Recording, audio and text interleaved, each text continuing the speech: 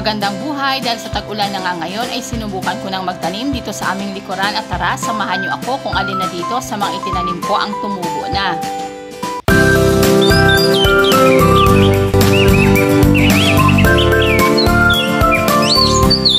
Sumubok nga ako magtanim nitong sibuyas dahon.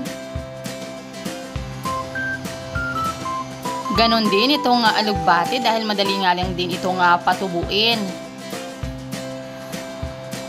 Itong pipino.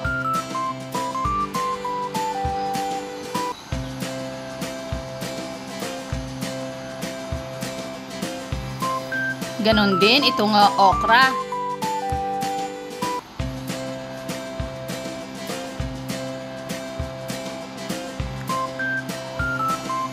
Nagtanim nga rin pala ako dito ng celery.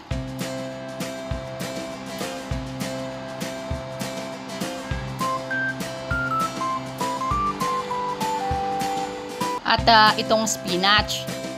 Pagkaraan nga ng 3 araw ay tumubo na lahat itong ating itinanim na okra.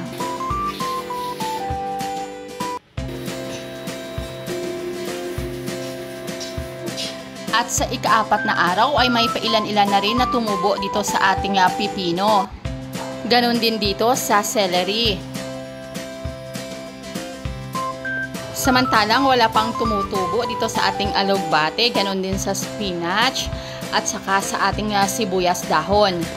Di ko nga alam kung natunaw lang ba ang mga itinanim ko na buto dahil medyo may kalakasan nga ang ulan ng mga nagdaan.